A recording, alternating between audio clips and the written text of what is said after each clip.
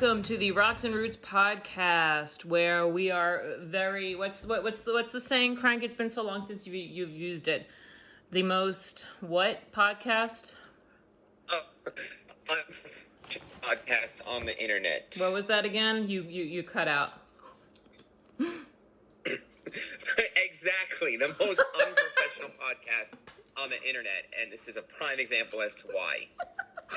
Well, I am recording on my end from just east of Reading, Pennsylvania. So I'm in a nice area and not like the Detroit of Pennsylvania. And the place that I'm at has no Wi-Fi, so I'm using the hotspot on my phone to power my laptop. So this is going to be interesting. How are you, Crank? I am good. I miss hiking, but other than that, I am really good. So we thought, since we are not hiking till the end of May, we should do something. So we came up with various topics to just bullshit and bat around related to a variety of things. Hey, Crank, I have a suggestion. Can you shut your camera off so maybe you won't break up? There we go. Now we can't tell each other's face cues, so we're going to sound really shitty this episode. Again, most unprofessional podcast on the interwebs. That's right. So, yes, go on, Craig. I'm sorry. Yeah, like I was saying, we don't even have the dates nailed down, but the end of May, sometime around the Memorial Day holiday, we are either going to do the 30 miles that we were supposed to do last time, or some other unfinished business. And friends, this is a prime example of why the hotspot is not working correctly. He just dropped out. So you're with me. Yeah, so as Crank was saying... Fantastic is our metric. I apologize to our listeners 100%. I'm not editing any of this. We just came off a really awesome interview with one of the most accomplished guys on the East Coast, the record in his age bracket. Actually, he does have the record for the Badwater double. Awesome. The following episode, y'all get this. Yep. So that is the joys of listening to this podcast. That's right. Tumbles is back, so it all goes to shit. That was a great episode, by the way. I did take time to raise our numbers and listen to the episode, and I thought it was fantastic. Well, thank you. I appreciate it. You are welcome. That is the heater going on. If you hear a strange noise behind me, this place is about 200 years old, if not more. So it has its quirks. Anywho. Yes, we are probably going to be hiking either down in Virginia or up in the Adirondacks for Memorial Day weekend, and we will let you know as time gets closer. And Cranky turned off his sound. So today we thought that since we missed all of our listeners so much, and I'm sure you've missed us, we are going to do a little bit of trail news. And Crank, you found some stuff, and I found some stuff. So would you like to go first? Sure, we'll start with the drugs. Those drugs? Yes. So this is from... the article that I'm reading from is from Backpacker magazine, but this hit ABC, NBC, this hit some pretty big news sites. Pair arrested for allegedly dealing drugs to Appalachian Trail through hikers. Oh shit, I didn't even hear about this. Yep. 2 individuals are facing criminal charges after sheriff's deputies say they caught the duo traveling the AT with more than 14 pounds of marijuana. That's a lot. Magic mushrooms and LSD. Wow. So I guess like you could get a variety. It was like going to Walmart, but for strictly drugs on the AT. I mean, you certainly get a trip on your trip. Yup. So 2 people are facing charges for allegedly selling... Okay, I don't know why they repeat themselves in the subheading, and the subheading is the same as the first line in the article. Because journalism is going to shit. The Macon County Sheriff's Office said it had arrested Bob Ann Dralick and Leon Edward Carrier. Is that Leon or Leon? No, it's a male and female pair. So it's it's IOAN. So however you pronounce that. Oh, okay. Interesting. After receiving a tip, which led, no, they were dealing out trips, but the law enforcement received a tip, which led officials to a van in Rock Gap, North Carolina area. Oh, wow.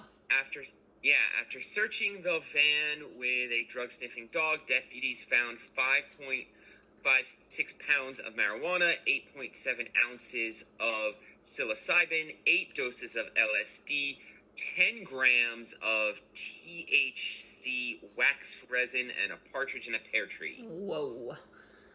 Yeah. Yeah. The THC wax resin, that's not good shit.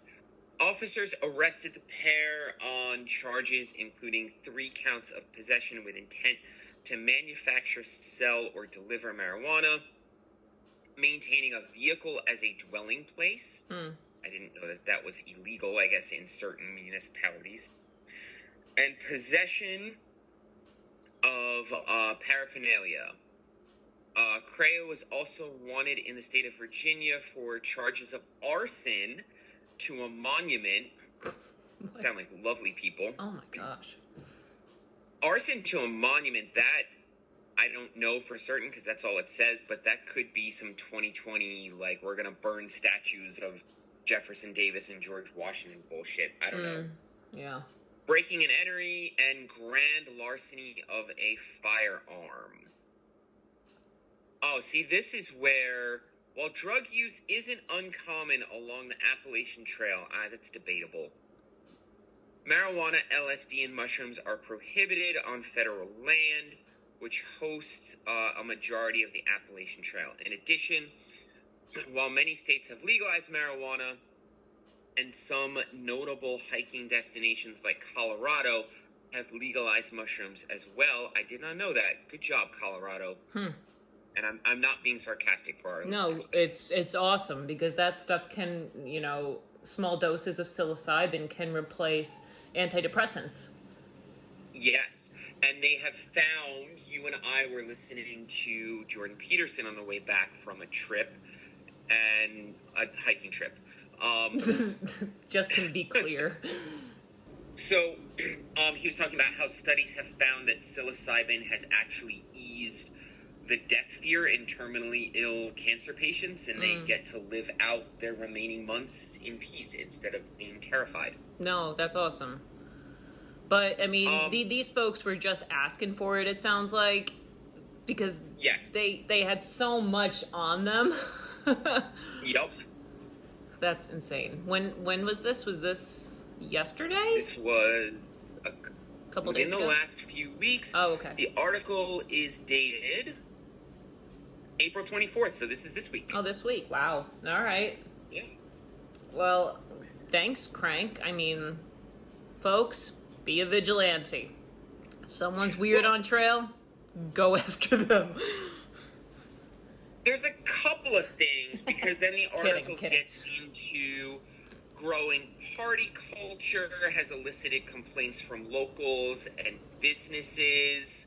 I mean, so I believe that. Position, yeah, I truly believe, especially since the pandemic, it just opened up a flurry of people who would not normally go on trail, which we would say, great, that's awesome, go on trail, get fit, find nature. But then there's the other side of it, which is you have overcrowding and you have party goers, and where people go on trail to find solace, they are met with exactly what they left in the city or in the burbs.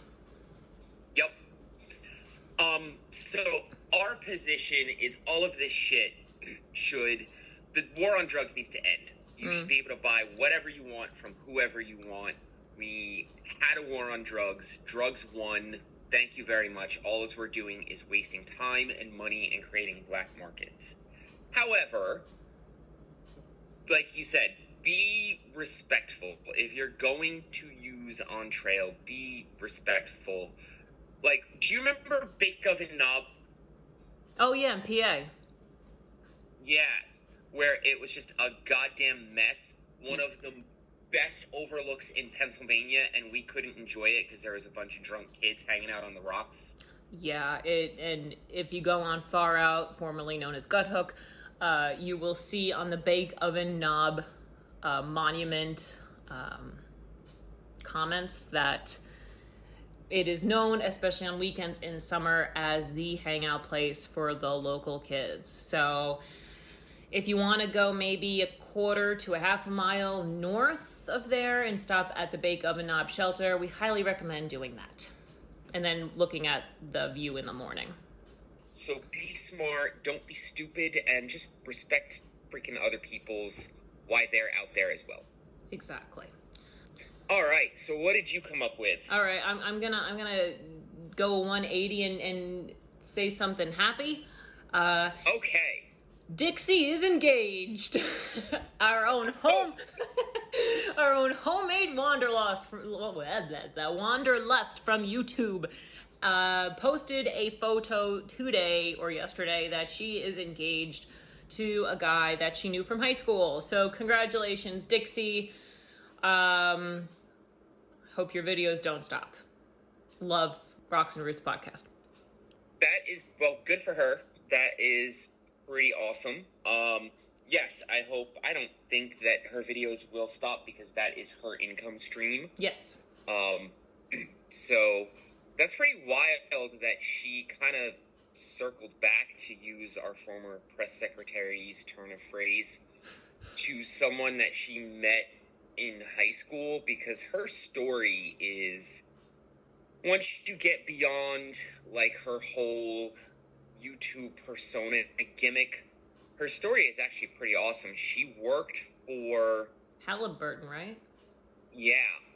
And could be a hell of a lot richer than she is today, and could be living a really nice corporate life, but she just had enough one day, quit a really fantastic job, and now is a hiking YouTuber. So I admire the bravery, and just, this is what I want to do, so I'm going to throw caution to the wind. I don't have that in me.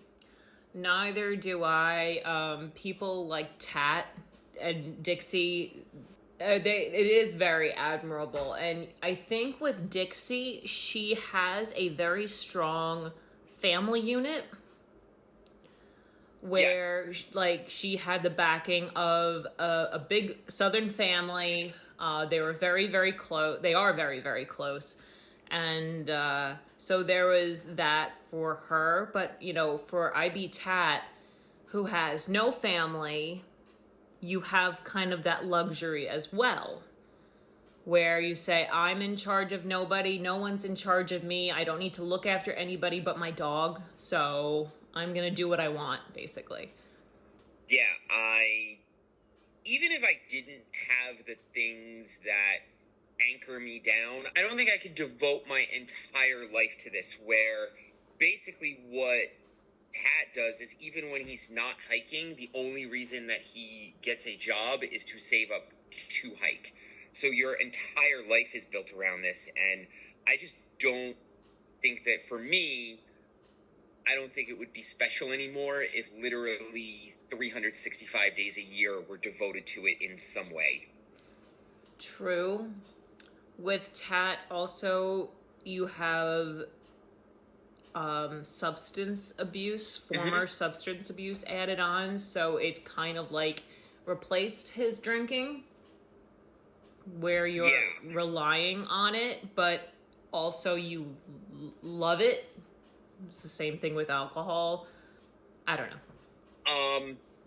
Darwin, and I am by no means a Darwin fan. I still want to do our response to Darwin episode. I just have to put the notes together.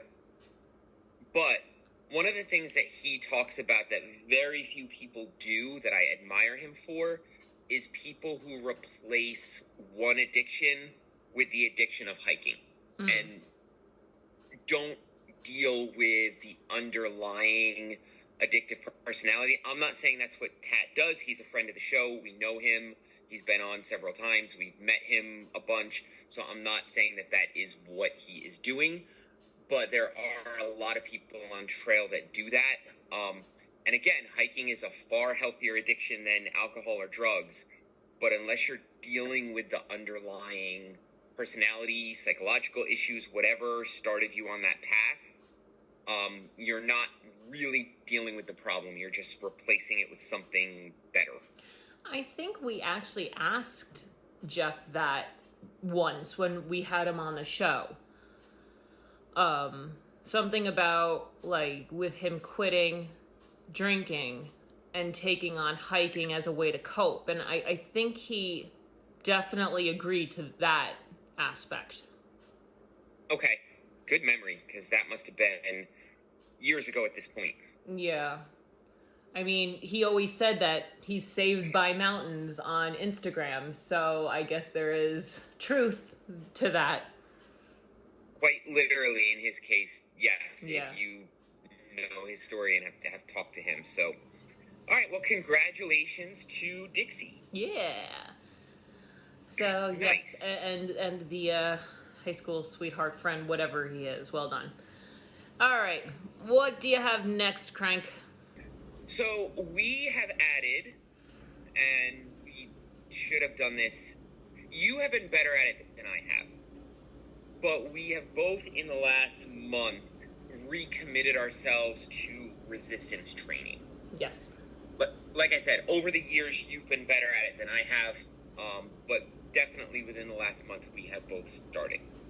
Because we realized part of the reason we did not do well on our last ultra marathon attempt was we were missing the resistance training component. I didn't have any of it. You probably didn't have enough. Right. So we have started. I downloaded an app called Mad Muscles. I know that's kind of lame to go into the gym and turn on your app, but No. You do what otherwise you do. I would have no idea what the fuck I was doing in there. No, I mean... So, it's a really good app. I find it a little intrusive because at like 2 o'clock every day, it's like, how about some lunch? About it's like your watch. Alone. Yes. Yeah, it's like my watch. And it comes through my watch. So, but the workouts themselves are really good. Obviously, it's very similar to all of these apps. You put in your current weight, your current body type, your goals, and then it uses its algorithm to develop a plan, and I have been very happy so far. Good. Awesome. So what do they have you doing? So it's all full body workouts. So the one, I'm a very bad podcast host. So a combination, like I said, full body. So you'll do different rounds. So like round 1 will be 15 dumbbell squats, and then doing a lateral box pull for arms and back, and then wide stance push-ups, and then maybe pull-ups or some other chest back exercise. You do 3 or 4 rounds of that, and then it throws in some cardio. So you'll do like the rowing machine or 20 minutes of running. I feel really good. I'm not in this to look like Apollo Creed or, Rocky from Rocky 4, but I noticed that I am feeling better. Yeah, I feel better as well. It sounds like that app is working for you. What I've been trying to do is kind of figure out what my schedule is during the week, because balancing resistance / dynamic training and running is proving to be kind of a challenge for me. So Okay. I started out a day of just arms and then a run. And then a day of lower body, like arms and upper body. And then a day of lower body and then the Stairmaster. And then one day of all body and the Stairmaster. But what I'm finding is that if I do 2 days of all body along with the Stairmaster or the elliptical for those days, and then the other days just do running, I think that's my happy place. Okay. I mean, yes, and like I've been going kind of hard on my lower body. I feel so much better because before, when I first started about a month ago at this point, doing squats, lunges, and RDLs, Romanian deadlifts, the next day to the day after, I couldn't walk properly. But since then, it's gotten a lot better. So don't get discouraged if you get sore, because you will feel better.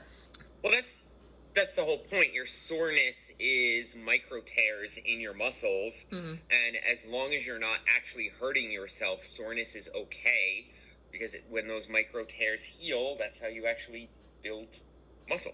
Correct. I guess also the thing for me is that I have lower back issues and have had lower back issues on and off since I was like 10. So working your core is super important because that balances out working your back and your legs and your arms. Like your core is basically the, what do they call it? The powerhouse, if you will, of your body. So strong core equals more functioning body, and if you're doing everything else, you kind of need to do abs as well. Have you been doing that? So yes, I have been doing core work as well. That is part of this system. Oh, good. So the reason that this is really, really important is we had started this anyway, but this was reinforced on a podcast that I was listening to, the Modern Wisdom podcast with Chris Williamson. Yes. I highly recommend it. I did listen to it. Awesome. Yes. He's got a lot of really good guests. He's got Jordan Peterson on there. He had the Critical Drinker on there. No shit. Yeah. So really good podcast. But within the last month, he had Dr. Peter Attia, who's a longevity expert. And it was really fascinating the way that this guy was talking about fitness and how fitness really is medicine. They were saying that modern medicine is really great at dealing with sudden death. You get polio. We've wiped out polio. We've wiped out smallpox. Trauma injuries. You're in a car crash. We can now save people who would have been dead even 20 years ago. So we're really good at sudden death. What we suck at is slow death, the stuff that kills everyone, like heart disease, osteoporosis, mental decline. With that shit, we just play whack-a-mole. You have a symptom, here's a pill. And the way we should be thinking about it is working backwards. So look forward to your last decade of life and think about what you want to be able to do. So for me, when I'm in my 80s, maybe even 90s if I'm lucky, I'd still like to be able to walk 3 miles comfortably without issue. I still want to be able to read. I still want to have my mental faculties intact. I still would like to be able to drive.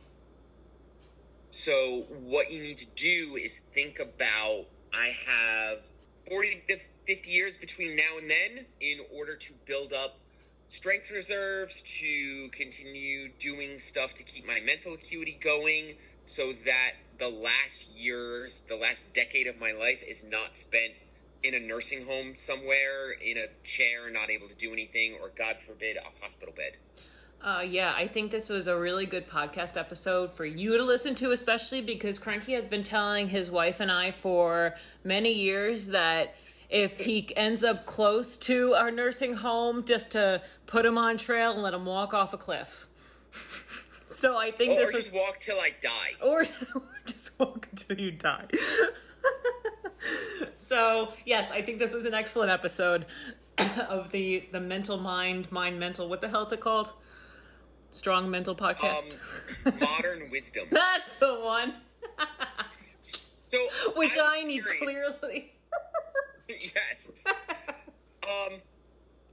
So I was kind of curious, what were your marginal decade goals? So that's your last decade of life, the marginal decade. Seeing my family's kind of be an asshole, because that's what makes you live longer, I guess. But no, my family does tend to live, thankfully, a little bit longer. So I'm my decade between 85 and 95, I think I'm going to look at. I guess the number one thing for me is the mental thing. It's tough because, yeah, definitely the mental thing, actually, now that I'm sitting down and thinking about it a little bit more. I want my faculties there because I had a grandmother who died from complications of dementia. So, along with some other bits and bobs, but it wasn't fun the last couple of months of her life. And to be scared and not know your family or not know your friends, not knowing where you are, is quite alarming. And I don't want that. And then a close second would be being able to walk comfortably. I feel like a broken record because this is kind of exactly what you're saying, but yeah, when it comes down to it, the mind and the body movement, to be able to bend down and pick something up without pain. That's a big one because I'm currently dealing with that. So, yeah, we're on the same page there. So Yeah. I wrote down a couple of things that we're already doing that we need to continue to do, and then some things that we should start doing. So, obviously, the resistance training, building as much of a strength reserve as you possibly can. On our last trail outing, you sent me a TikTok of Arnold, and the TikToker was kind of making a joke, like, look what he was able to do in 1973, and now, like, he's kind of pathetic in the gym. Well, he's also in his mid to late 70s, and the fact that he's lifting anywhere near 100 pounds at all is only because he had a massive strength reserve when he was young. Right. Read and write every day, sleep 7 hours a day. I've been doing better with that, and Awesome. I've noticed a difference. Good.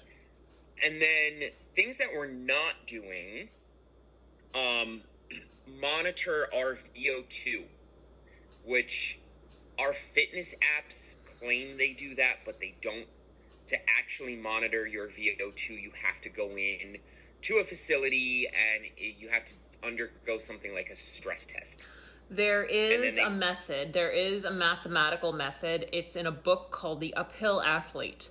And for anybody who is venturing into trail running, climbing mountains, getting a little bit more serious in their training, I would highly recommend you getting that book or borrowing it from the library. It explains VO2 max to a science, and I still need to reread it myself to kind of understand how it works, but it's partially written by Killian Jornet, the most recognized ultra athlete next to Courtney Dauwalter. So, highly recommend that book. Awesome. Yes. Okay, I will pick it up then. Yes. But yeah, your VO2 is the maximum amount of O2 that your body, that your lungs are able to hold. that your body is able to process, the better that number. That is the strongest indicator of overall health that we have, and no one really measures it. And then monitoring our blood pressure is the other thing. High blood pressure is an indicator of consistent high blood pressure is an indicator of all sorts of Yeah, one of the causes of dementia comes from high blood pressure. And now, looking back on my grandparents, my grandmother always had high blood pressure. She had high blood pressure medication with her all the time. So watch that. It is a factor for many different types of senior illnesses. Absolutely. Yeah. So, yeah, I listened to that and I was like, we should go through that on the podcast ourselves and share it out with our listeners. Great idea. No, very helpful. That wraps up that. So I guess you're up. Well, I was going to mention there is a very cheap plastic piece of junk instrument that you can probably get from you probably could get it from Amazon. Actually, I'm 100% sure you can get it from Amazon. But where you mostly see it is in hospitals. And one of the tests that you take, like after getting a hip replacement, of really invasive surgery, is blowing into a plastic tube and watching. Oh, and is that the thing, like the ball goes up? Yes. And it's probably like $10. But that would measure your oxygen levels. Yeah, that is like the really cheap way to do it. That's not going to give you a true VO2 max indicator. Like I said, for that you need to either go in for the test or do the like complex mathematical formula. But it's a start. Like if you can't raise that ball above a certain amount, there's issues. Correct. So, yeah. If you can't get to a facility. Yes. What else? Well, I know what you're getting for Christmas. Aw, same. Just keep it. We'll pretend we swapped. What I was going to mention about that episode, though, and the guy didn't mention it because I guess, he has faith in humanity and we don't, is that another reason why we're not good at these long-term illnesses is because the pharmaceutical companies and the hospitals make too much money off of it. Yep. So that's really the reason why. Yeah, our food is also poison. Oh, especially in this country, yes. Yeah.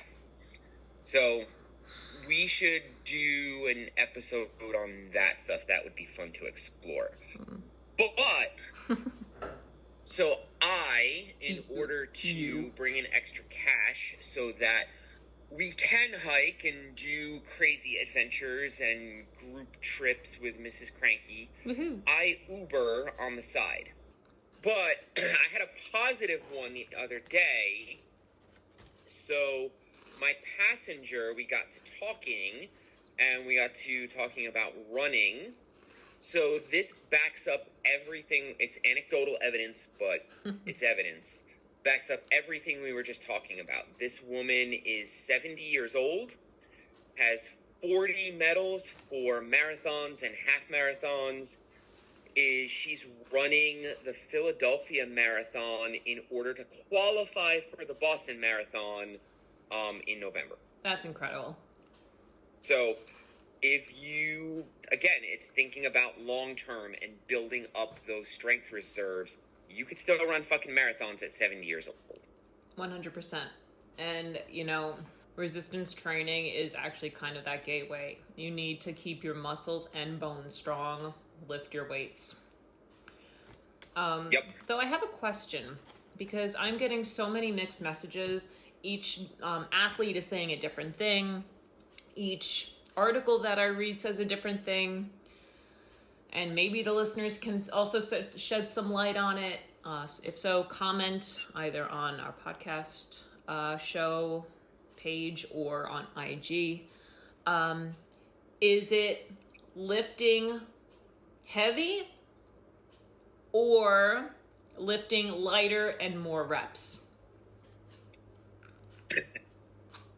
Again, I have really just started to get into this, but from everything that I have read, it's lifting lighter with more reps, but also form. Okay. So it's not just lifting, it's having good form and going a bit slower on each rep rather than fast and heavy is not what you want to do. No, never want to go fast. It's not as beneficial, and that's how people end up getting hurt. For sure. So everything that I have looked at getting back into this has talked about less weight, more reps, good form. Mm-hmm. Like really, if you're doing a dumbbell press or curls, really go slow, focus on getting a consistent movement, squeeze the muscle at the top, and then slowly, like if you're doing a bicep curl, release slowly on the other side, going back down. Gotcha. All right. Now, has your running mileage been lower lately? Because mine has, and it's like I'm running maybe twice a week, 3 times a week, maybe at most. Yes, but that's only because we're not training. So my schedule has been a gym day, a recovery day, a running day, a recovery day, repeat. Oh, okay. I feel better now. But my running, I'm only doing trail running now. And so I am doing the trails right by my house. So you know what that's like. It's a mile up. Yeah. And then about a half mile at the top of this hill, and then back down. So Okay. Yeah, I think where I lack in hills by my place, I gain in doing the Stairmaster for a half hour. 2 or 3 times a week. there you go. And then when we sign up for something else or on the weekends, I will try to do longer trail runs, but I'm sticking just to trails for now. Okay. No street. Sounds good. Yes. So what other trail news is out there? All right, let's see. I really have one other thing, and that's just like a personal thing that happened to me this morning. So I stopped I stopped at one of my local gas stations to fill up my car, and I went in to get coffee, came back out, and the attendant was looking at me. He's like, "Do you climb mountains?" And I'm like, "Yeah," because he was looking at one of my decals for 46 climbs on my window. And I was like, yeah, I do actually. And he's like, "Can you recommend a mountain to climb?" And he tells me where he lives, and it's like in northern Jersey. I mean, you don't really hit mountains at all. And I said, "Well, if you want to do a mountain or something, try High Point. That's kind of a good beginner thing." And then I was trying to think for a hot second of one of the mountains we climbed in the Catskills. I said, I would highly recommend you going up to the Catskills because they do have a couple of mountains that are really easy to get up. And then it came to me, Wyndham High Peak is a perfect beginner mountain for folks that want to try out hiking or, do peak bagging, So then he's like, "Oh, that sounds great." He's like, "What about Bear Mountain?" Bear Mountain for our AT people, it's the lowest point of the Appalachian Trail. It goes through a zoo. It's in lower New York.